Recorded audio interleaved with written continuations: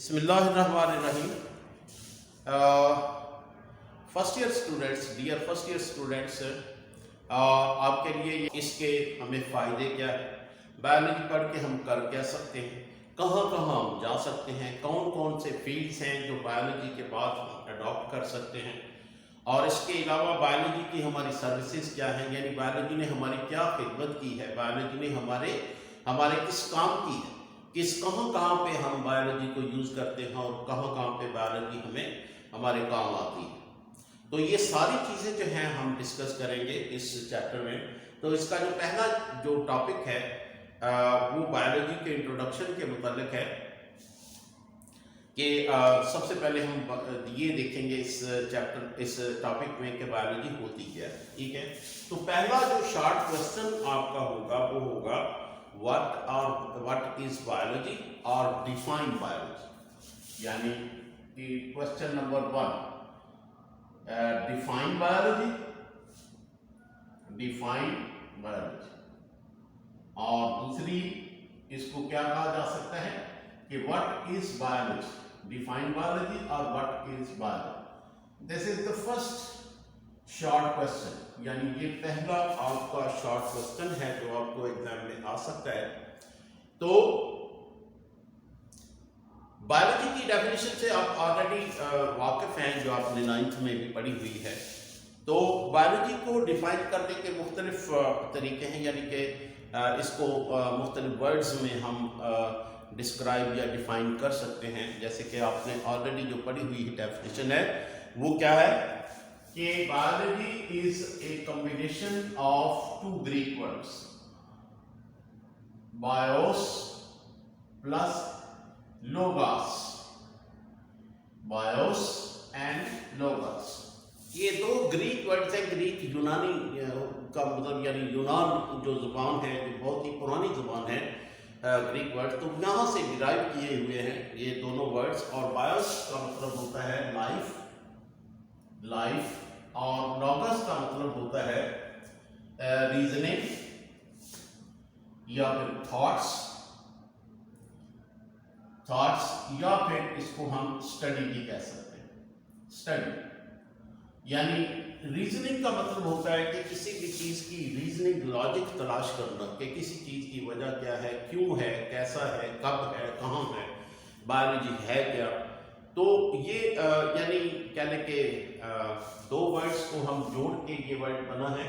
BIOS का मतलब life और लॉगस का मतलब रीजनिंग या थॉट, या सिंपली हम इसको स्टडी कह सकते हैं। तो दोनों को मिलाए तो क्या होगा, the study of life, the study of life. यानी बायोलॉजी का मतलब क्या निकलता है, द स्टडी ऑफ लाइफ।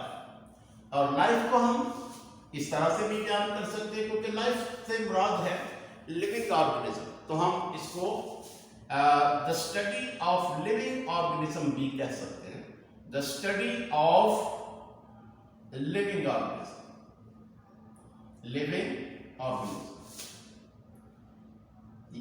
और इसको हम इस तरह से भी कह सकते हैं कि बायोलॉजी एक्चुअली जो है, ये जो नेचर है हमारी, इसको अंडरस्टैंड करने के का एक साइंटिफिक तरीका है।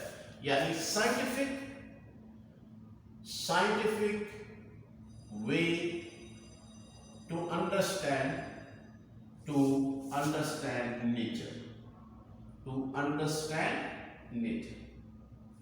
नेचर क्या है, हर वो चीज जो कि इंसान ने ना बनाई हो और इंसान ने उसको इंटरफियर ना किया हो, यानी कि उसमें कोई मुदाखलत ना की हो और वो इंसान ने ना बनाई हो, वो नेचर में शुमार होती है। पहाड़ है, दरिया है, दरख्त हैं, ये वो चीज़ें हैं जो इंसान ने नहीं बनाई हैं और ना ही इनमें कोई बिगाड़ अभी तक पैदा किया।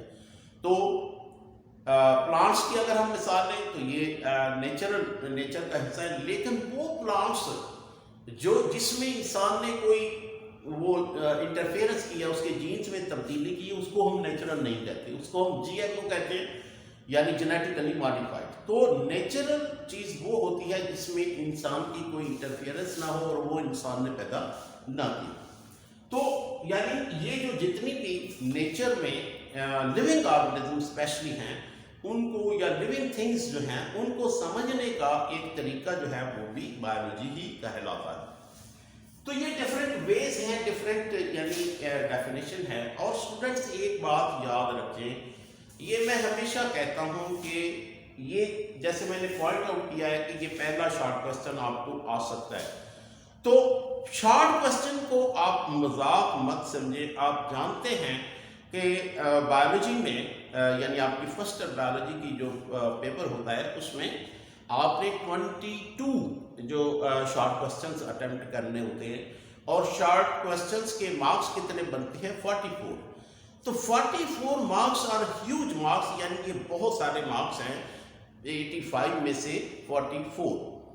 तो लेकिन अक्सर लोग जो हैं या अक्सर स्टूडेंट से इसमें से मार्क्स लूज कर जाते हैं। उसकी वजह क्या होती है कि वो उसकी प्रॉपर उसको डिस्क्राइब नहीं करते, और जो स्टैंडर्ड यानी बोर्ड ने मुकर्रर किया है कि आपका शॉर्ट क्वेश्चन जो है वो कॉम्प्रिहेंसिव होना चाहिए और वो 3 to 5 लाइन्स पर कम अज कम मुश्तमिल होना चाहिए।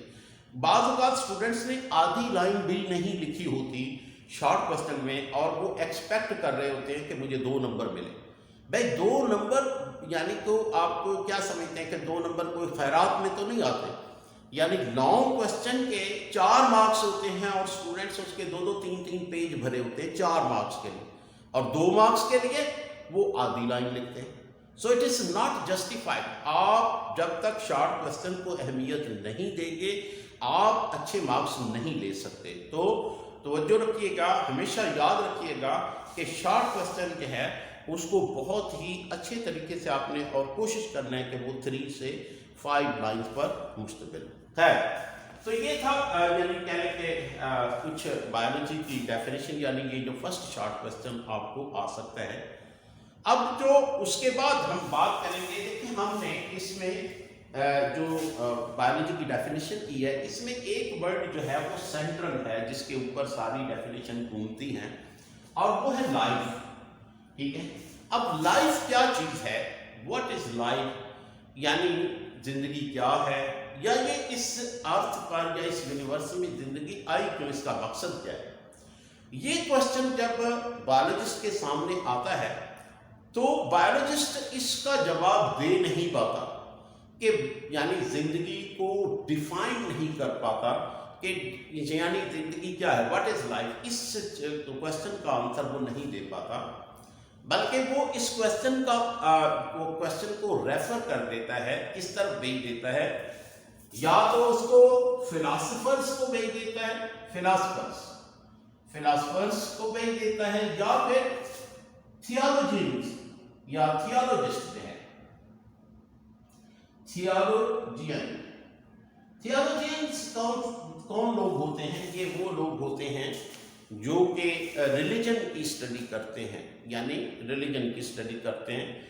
जैसे हमारे उलमाए कराम हैं, अब हम उनसे जाके अगर पूछें कि भाई ज़िंदगी क्या है, तो आपको हर बंदा अपने नॉलेज के मुताबिक जो है वो आंसर करेगा कि ज़िंदगी इबादत करने का नाम है, ज़िंदगी मुसलसल जदोजहद का नाम है। तो उसके नज़दीक ज़िंदगी की वो अपने लिहाज से डेफिनेशन बनाता है।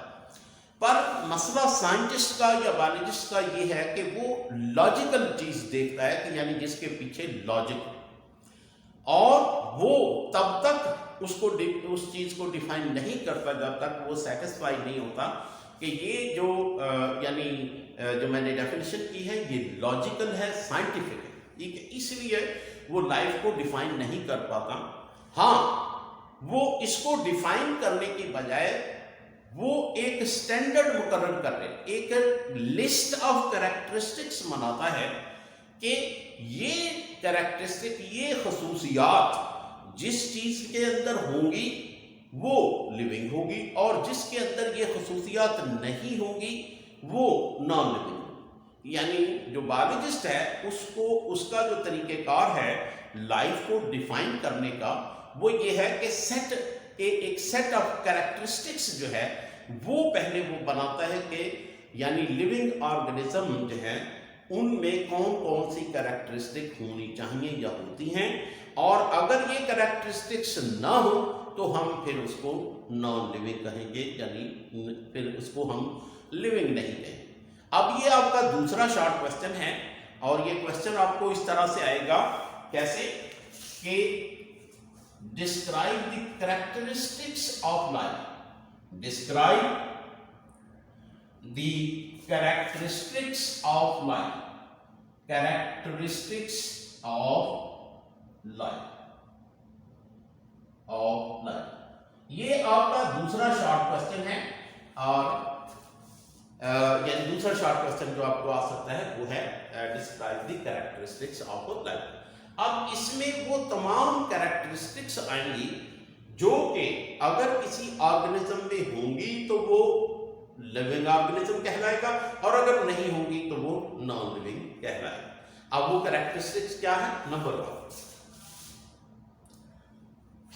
नंबर वन है कि जो लिविंग ऑर्गेनिज्म है they are highly organized, highly organized, highly organized, यानी ये जो इसके लिविंग ऑर्गेनिज्म के अंदर एक बहुत ही कॉम्प्रिहेंसिव किस्म की एक बहुत ही तंजीम होती है, यानी उसमें ऑर्गेनाइजेशन होती है। जैसे मिसाल के तौर पर हमारे पास ये एक लकड़ी का पीस है, यानी पत्थर का पीस है। अब ये जो पत्थर का पीस है इसके अंदर क्या है? एटम्स हैं, एटम्स हैं या मॉलिक्यूल्स हैं, दैट्स इट, ठीक है। इसके अलावा और कुछ नहीं है। तो इसमें किसी किस्म की कोई ऑर्गेनाइजेशन नहीं है।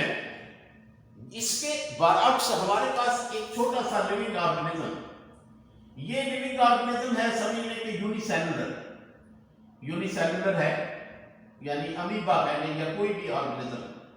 अब ये इसके अंदर सबसे पहले एटम्स, एटम्स क्या बनेंगे? मॉलिक्यूल्स, मॉलिक्यूल्स क्या बनेंगे? मॉलिक्यूल्स मिलके क्या बनेंगे? ऑर्गेनेल्स, और ऑर्गेनेल्स क्या बनाएंगे? सेल। और ये जो सेल है इसके अंदर बहुत सारे ऑर्गेनेल्स काम करेंगे और इसके अलावा इसका यानी जो न्यूक्लियस है ये भी ऑर्गेनेल है, सेल मेम्ब्रेन भी और बहुत सारे। तो इस तरह से जैसे जैसे हम बहुत सारे ऑर्गेनिज्म को देखें कि उनके अंदर एक यानी एक कॉम्प्लेक्स किस्म की ऑर्गेनाइजेशन है, यानी they are highly organised. Organised का मतलब, ऑर्गेनाइजेशन का मतलब होता है तंजीम, यानी इसके अंदर एक बहुत बड़ी ऑर्गेनाइजेशन है। ऑर्गेनाइजेशन में क्या है कि इसके अंदर सबसे पहले जैसे मैंने कहा कि सब एटॉमिक पार्टिकल्स हैं, फिर एटम्स हैं, फिर मॉलिक्यूल्स हैं, मॉलिक्यूल्स मिलके जो हैं वो एक ऑर्गेनेल्स बनाएंगे और ऑर्गेनेल्स जो हैं वो मिलके ये सेल बनाएंगे। तो इसके मुकाबले में आप इन दोनों को कंपेयर करें तो इसमें बहुत हाईली ऑर्गेनाइज्ड ऑर्गेनिज्म है और इसीलिए हम इसको लिविंग ऑर्गेनिज्म कहते हैं और इसके मुकाबले में इसको नॉन लिविंग कहते हैं। एक पहला कैरेक्टरिस्टिक तो ये हो गया। अब दूसरे कैरेक्टरिस्टिक की बात करते हैं कि they are very complex entities, they are complex entities. Entities का मतलब होता है ऐसी चीज जिसकी कोई शनाख्त हो। जैसे मैं हूं, मैं एक एंटिटी हूं क्योंकि मेरी एक शनाख्त है, मैं एक इंडिविजुअल हूं, मेरे जैसा और दुनिया में कोई नहीं है और मेरा एक वजूद है, इसको हम एंटिटी कहते हैं। तो लिविंग ऑर्गेनिज्म जो है ये एंटिटीज है। हर लिविंग ऑर्गेनिज्म का अपना एक वजूद है, ठीक है। और ये कि वो बहुत ही कॉम्प्लेक्स है, यानी जैसे मिसाल के तौर पर non living organism, non living organism में हमारे पास मिसाल के तौर पर एक चेयर है, कुर्सी, ठीक है, एक कुर्सी है हमारे पास। इसमें क्या है? कुछ भी नहीं, ठीक है। ये एक फर्ज करें चेयर है हमारे पास, तो इसमें ये कोई कॉम्प्लेक्स नहीं है। इसके अंदर वुड है और वुड के हमने जो इसके नेल्स हैं उसको जोड़ के हमने इसको बना दिया और दैट्स इट, ठीक है। इसी तरह से नॉन लिविंग ऑर्गेनिजम्स के ये जो नॉन लिविंग चीजें हैं उसके अंदर कोई कॉम्प्लेक्स है। अब इसके बरक्स एक जानदार चीज देख लें, अब इंसान में क्या है कि इसके अंदर सेल्स, बहुत सारे सेल्स हैं, सेल्स मिलकर टिश्यूज बनाते हैं, टिश्यूज ऑर्गन बनाते हैं, ऑर्गन सिस्टम बनाते हैं और हर एक सेल को अगर सिर्फ एक सेल इसके एक यूनिट को स्टडी करना शुरू कर दे तो इसमें बेशुमार चीजें, उसके अंदर न्यूक्लियस है, उसके अंदर उसके ऑर्गेनेल्स हैं। So it's a very very complex, जबकि इसके मुकाबले में जो नॉन लिविंग थिंग्स होती हैं they are not very complex, they are very very simple. ठीक है, तो ये यानी दूसरा कैरेक्टरिस्टिक है कि जो जानदार चीजें होती हैं ये बहुत ही कॉम्प्लेक्स होती हैं जानदार गैर जानदार चीजों के मुकाबले। ठीक है, अब तीसरी बात करते हैं। जो तीसरा है यानी इसमें जो इनकी खसूसियात है वो खसूसियात, तीसरी जो खसूसियात है, every organism is made up of, या every living organism is made up of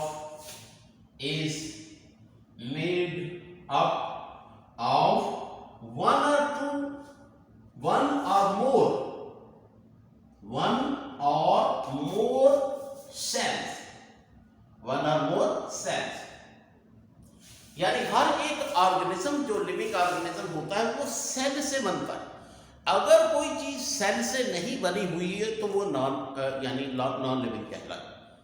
जैसे आपने मिसाल के तौर पर आपने पहले फर्स्ट उसमें बैठक में या 9th में वायरसेस के बारे में पढ़ा था कि वायरसेस को हम लिविंग ऑर्गेनिज्म नहीं कह सकते, इसलिए कि उसके अंदर सेल्स नहीं है। Viruses are acellular. आपने वायरसेस के बारे में पढ़ा है कि दे आर एसेलुलर, यानी वायरसेस को हम लिविंग ऑर्गेनिज्म इसीलिए नहीं कह रहे थे कि उसके अंदर सेल्स नहीं। तो लिविंग ऑर्गेनिज्म की जो नेक्स्ट कैरेक्टरिस्टिक है वो ये है कि उनके अंदर उनकी बॉडी जो है वो एक या एक से ज्यादा सेल से बनी होती है। अगर एक ही सेल से बनी है तो हम कहेंगे कि वो यूनिसेलुलर ऑर्गेनिज्म है, और अगर एक से ज्यादा सेल से बनी है तो हम उसको मल्टी सेलुलर कहेंगे। ठीक है, फिर उसके बाद जो नेक्स्ट है, तीसरा नहीं चौथा कैरेक्टरिस्टिक ये है कि जो लिविंग ऑर्गेनिज्म है दे कैन एक्वायर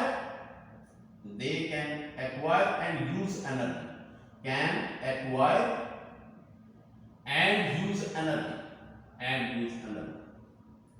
यानी जो चीज एनर्जी को हासिल करे और उसको यूज भी कर सके वो भी लिविंग ऑर्गेनिज्म कहलाएगी। जैसे मिसाल के तौर पर हमारे पास एक प्लांट है, ये हम इसको लिविंग ऑर्गेनिज्म कहते हैं इसलिए कि ये सूरज की रोशनी को यानी ये हासिल करती है।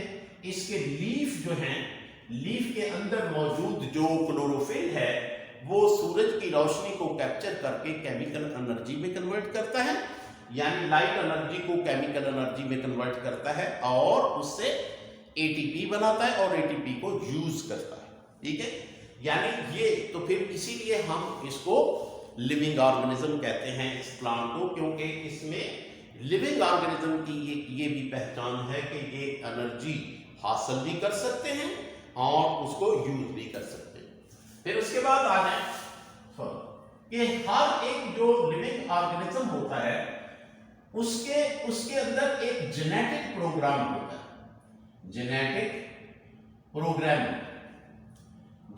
प्रोग्राम से मुराद ये है कि उसमें यानी जो उसकी खुसूसियात हैं वो उसकी अगली नस्ल में मुंतकिल होती है और उसको मुंतकिल करने के लिए उसके सेल्स के अंदर एक जेनेटिक प्रोग्राम, यानी ये फर्ज करें सेल है और ये सेल का न्यूक्लियस है। न्यूक्लियस के अंदर क्या होता है? क्रोमोसोम्स, और क्रोमोसोम्स के अंदर क्या होता है? डीएनए, और डीएनए के अंदर क्या होते हैं? Jeans.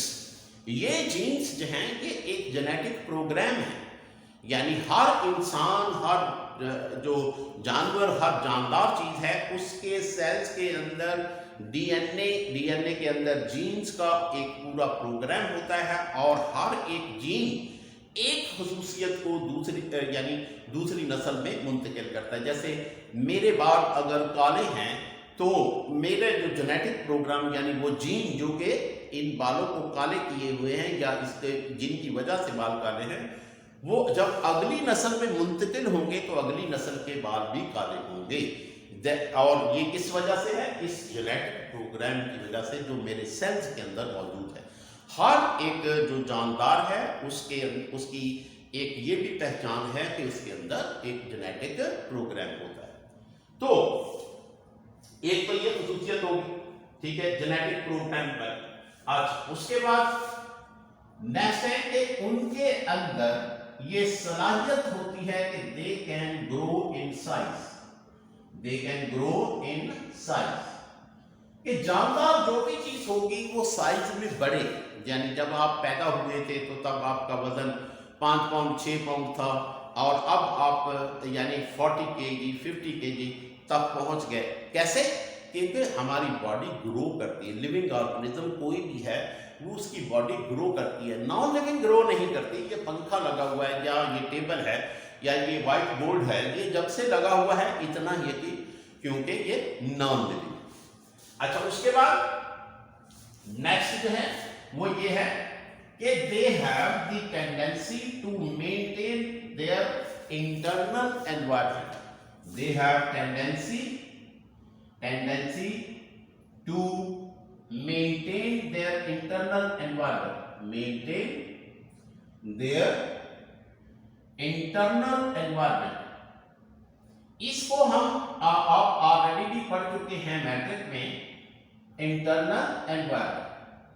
Maintaining of internal environment को क्या कहते हैं?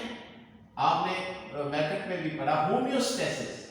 होमियोस्टेसिस, होमियोस्टेसिस जो है ये आपने पढ़ा है कि जैसे यानी कोई भी ऑर्गेनिज्म उसकी बॉडी में कोई चेंज आती है तो वो उस चेंज को रेजिस्ट करता है और चेंज को खत्म करता है, न्यूट्रलाइज करता है और अपनी बॉडी की जो इंटरनल कंडीशंस हैं उसको मेंटेन करता है। जैसे मिसाल के तौर पर हम लिविंग ऑर्गेनिज्म हैं और हमारी बॉडी का टेम्परेचर जो है वो 37 डिग्री सेंटीग्रेड है।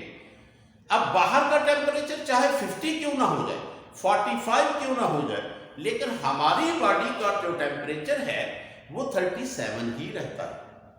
इसी को हम कहते हैं कि होमियोस्टेसिस और या फिर थर्मोरेगुलेशन। यानी इसमें क्या होता है कि जो लिविंग ऑर्गेनिज्म होते हैं वो अपनी बॉडी के इंटरनल कंडीशन को मेंटेन रखते हैं, उसको चेंज नहीं होने देते। और नेक्स्ट जो है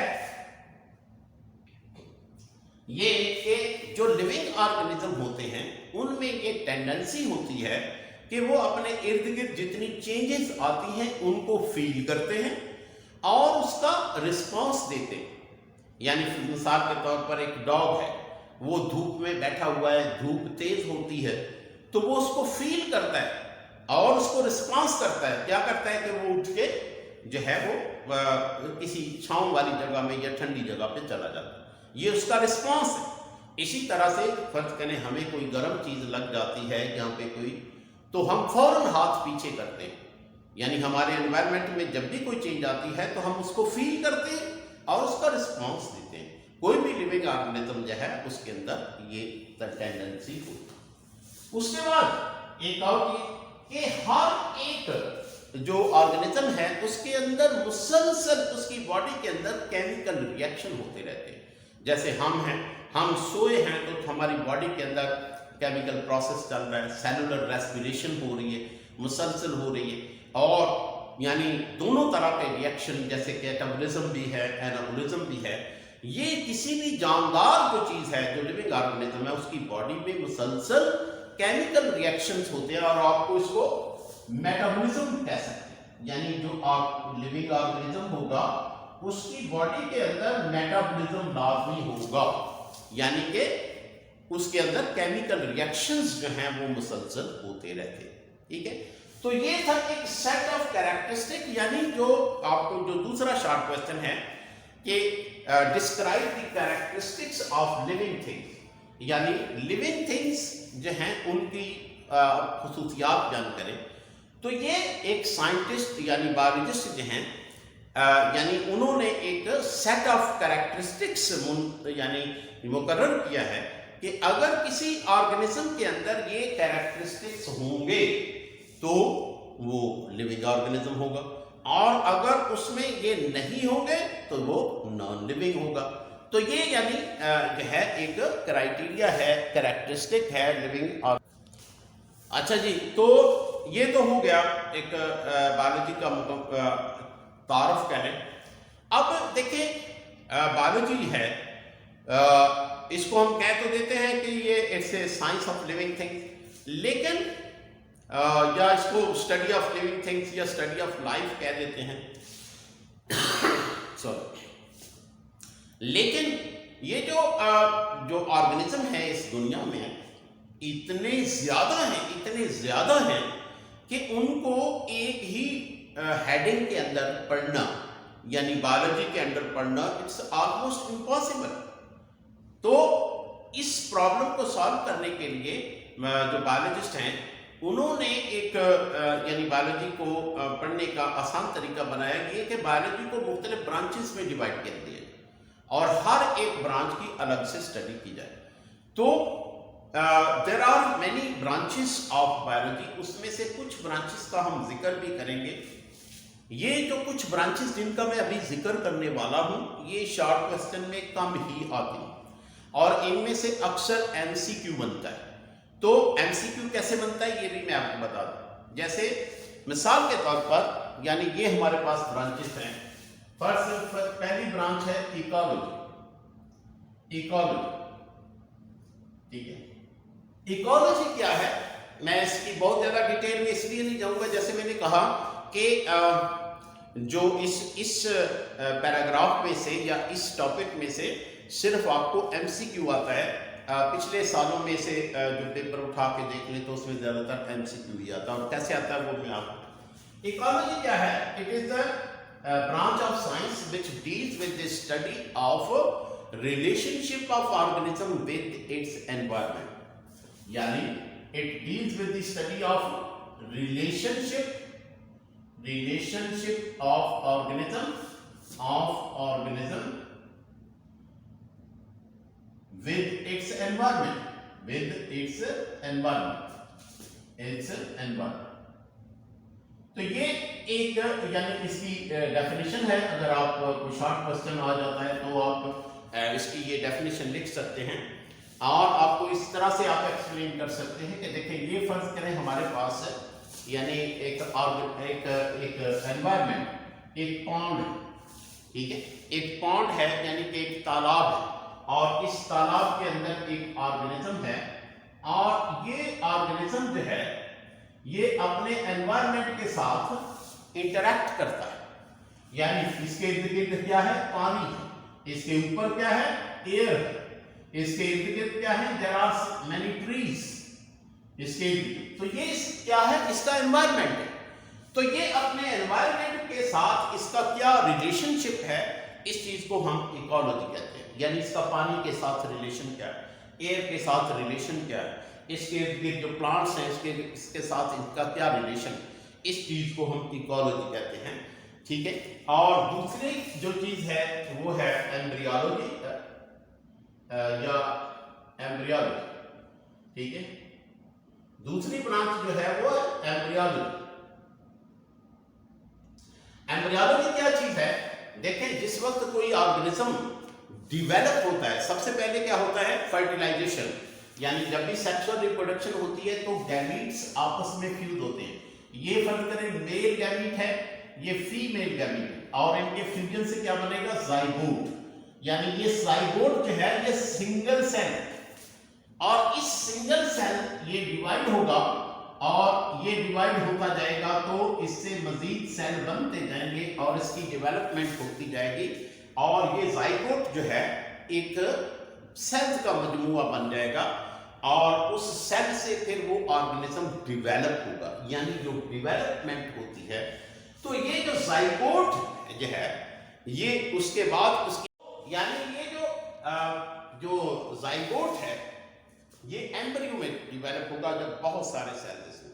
तो इस एम्ब्रियो की स्टडी को या इस डेवलपमेंट की स्टडी को हम क्या कहते हैं, एम्ब्रियोलॉजी। एम्ब्रियोलॉजी का स्टडी ऑफ एम्ब्रियो, यानी जब एम्ब्रियो जाइगोट से एम्ब्रियो बनता है और एम्ब्रियो आगे डेवलप होता है डिफरेंट स्टेजेस में और इससे डेवलपमेंट जो होती है, जो डेवलपमेंट स्टेजेस हैं उसको स्टडी को हम एम्ब्रियोलॉजी कहते हैं। एम्ब्रियोलॉजी के बाद है फिजियोलॉजी, ठीक है, फिजियोलॉजी।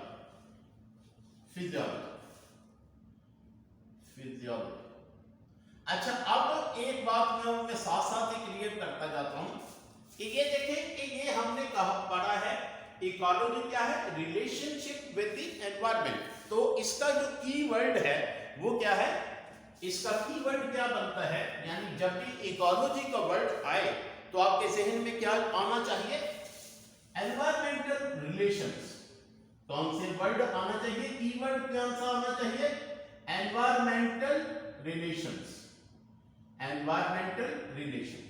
तो एनवायरमेंटल रिलेशन अगर लिखा है और नीचे मुख्तलिफ ब्रांचेस का नाम लिखा हुआ है, एम्ब्रियोलॉजी, इकोलॉजी, फिजियोलॉजी, तो आप कौन सा सेलेक्ट करेंगे, कौन सा सेलेक्ट करेंगे, इकोलॉजी। एनवायरमेंटल रिलेशनशिप किस चीज का कीवर्ड है, इकोलॉजी। याद रखें कि इस तरह से एमसीक्यूज आते हैं इसमें से कि हर एक ब्रांच का एक कीवर्ड, जैसे ये एम्ब्रियोलॉजी का अब कीवर्ड क्या है, डेवलपमेंट। मैंने अभी कहा क्या है, जब ऑर्गेनिज्म की डेवलपमेंट होती है तो उस वक्त उसकी स्टडी को हम एम्ब्रियोलॉजी, यानी एम्ब्रियो का मतलब होता है एक डेवलपमेंटल स्टेज है।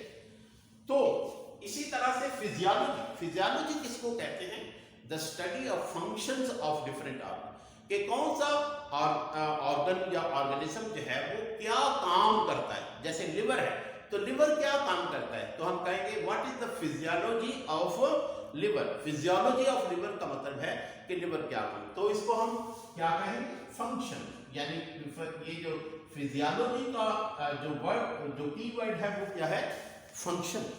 ठीक है, फंक्शन। आप उसके बाद जो नेक्स्ट वर्ड है वो है मॉर्फोलॉजी, या सॉरी नेक्स्ट ब्रांच जो है बायोलॉजी की वो है मॉर्फोलॉजी। देखिए मॉर्फोलॉजी में जिसमें जानवर की शक्ल सूरत को हम स्टडी करते हैं, लेकिन शक्ल सूरत के अलावा जो उसका इंटरनल स्ट्रक्चर है वो भी।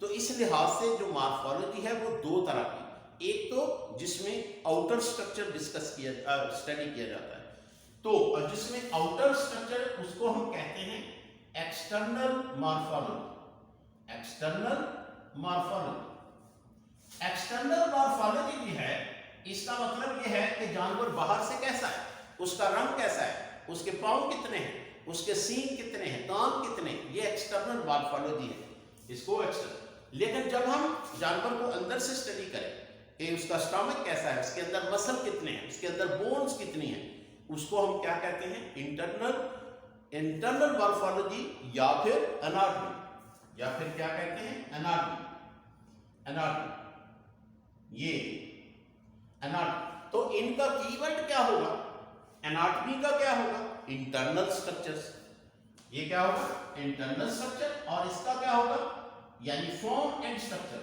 फॉर्म का मतलब है बाहर, फॉर्म प्लस स्ट्रक्चर, ये इसका कीवर्ड है, इसका एक्सटर्नल मॉर्फोलॉजी। और एनाटॉमी का कीवर्ड क्या है, इंटरनल ऑर्गन, यानी internal structure, internal structures, study of internal structure. ठीक है, तो ये आपके एमसीक्यू में काम है। नो नेक्स्ट है मॉर्फोलॉजी के बाद पैलियोंटोलॉजी। पैलियोंटोलॉजी, पैलियोंटोलॉजी, पैलियोंटोलॉजी स्टडी ऑफ फॉसिल्स। क्या है, स्टडी ऑफ फॉसिल्स। और फॉसिल आप पढ़ चुके हैं, फॉसिल्स क्या होते हैं, the remains of extinct organisms, यानी ऐसे जानवर जो इस दुनिया से खत्म हो चुके हैं, उनकी जो बाकियात हैं, उनके ढांचे, उनके अंडे जो ज़ेरे ज़मीन मिलते हैं, उनको क्या कहते हैं, फॉसिल। तो पैलियोंटोलॉजी जो है, अब इसका कीवर्ड क्या है, फॉसिल्स। इसका कीवर्ड क्या है, फॉसिल। ठीक है, अब उसके बाद जो नेक्स्ट है वो है हिस्टोलॉजी। हिस्टोलॉजी, और हिस्टोलॉजी जो है ये इसको कहते हैं study of tissues under microscope. यानी किसी चीज को हम स्टडी करने चाहते हैं तो हम उसका थोड़ा सा टिश्यू लेते हैं और टिश्यू को हम स्लाइड के ऊपर रखते हैं, उसको माइक्रोस्कोप के नीचे देखते हैं। इस चीज को हम कहते हैं हिस्टोलॉजी।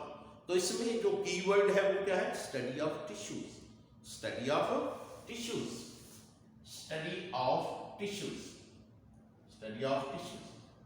ठीक है, तो स्टडी ऑफ टिश्यूज अगर ऊपर लिखा हुआ है तो नीचे मुख्तलिफ ब्रांचेस का नाम लिखा है, तो आप कौन सी पिक करेंगे, हिस्टोलॉजी। हिस्टोलॉजी के बाद क्या है, वो है एवोल्यूशन। एवोल्यूशन, एवोल्यूशन क्या होता है कि कोई भी ऑर्गेनिज्म जो है वो कहां से चला है, उसका बाप दादा कौन सा था, फिर उसमें कौन कौन सी चेंजेस आई, और वो आज इस दुनिया में किस तरह का आपको नजर आता है। तो इसमें बेसिकली क्या पढ़ा जाता है एवोल्यूशन में, किसी भी ऑर्गेनिज्म की एवोल्यूशनरी हिस्ट्री, यानी कि वो पास्ट में कैसा था, उसके बाप दादा कौन थे, उसके बाप दादा कौन थे, उसकी एवोल्यूशनरी हिस्ट्री। तो एवोल्यूशन की का जो कीवर्ड है वो क्या है, evolutionary history. Evolutionary history, evolutionary history. और उसके बाद जो नेक्स्ट है वो है जेनेटिक्स। जेनेटिक्स, जेनेटिक्स जो है ये क्या है, इसका ताल्लुक है इनहेरिटेंस से, हेरेडिटी से, यानी जो हमारी बॉडी के अंदर जीन्स हैं, डीएनए है और जीन्स हैं, ये किस तरह से जो कैरेक्टरिस्टिक को अगली नस्ल में मुंतकिल करते हैं। यानी जो एक ऑर्गेनिज्म है उसके अंदर बहुत सारे जीन्स और डीएनए है, तो वो कैसे एक यानी अगली नस्ल में अपने जो खुसूसियात है उसको मुंतकिल करते हैं, इसको हम जेनेटिक्स कहते हैं। ये मैं पहले भी आपको बता चुका हूँ। तो जेनेटिक्स में हम जो कीवर्ड यूज करेंगे वो क्या है, हेरेडिटी। हेरेडिटी, हेरेडिटी क्या है, विरासत, इसको आप इनहेरिटेंस भी कह सकते हैं, यानी खुसूसियात का एक नस्ल से दूसरी नस्ल में मुंतकिल होना हेरेडिटी या इनहेरिटेंस कहलाता है। जेनेटिक्स का कीवर्ड क्या है, हेरेडिटी या इनहेरिटेंस। इसके बाद जो नेक्स्ट है और आखिरी कहें ये है ज़ूजियोग्राफी। ज़ूजियोग्राफी, ज़ूजियोग्राफी। ज़ूजियोग्राफी में क्या होता है कि ये देखिए, ये हमारे पास पूरी दुनिया है।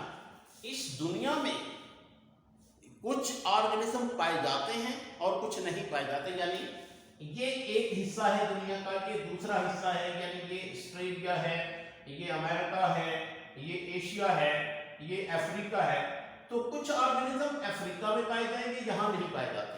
जैसे मिसाल के तौर पर जो रैटल स्नेक हैं, ये बर्रे-ए-आज़म अमेरिका में पाए जाते हैं, हमारे यहाँ नहीं होते, जिसके पीछे सीटी बजती है, उसकी दुम जो हिलती है। इसी तरह से जो कहने के हिप्पोस है, गैंडा जिसको कहते हैं, ये हमारे यहाँ नहीं पाए जाते, अफ्रीका में पाए जाते हैं, साउथ में। तो इस चीज की स्टडी को कि कौन से जानवर किस जगह पे मौजूद हैं दुनिया में, कहाँ पाए जाते हैं, इसको ज़ूजियोग्राफी कहते हैं।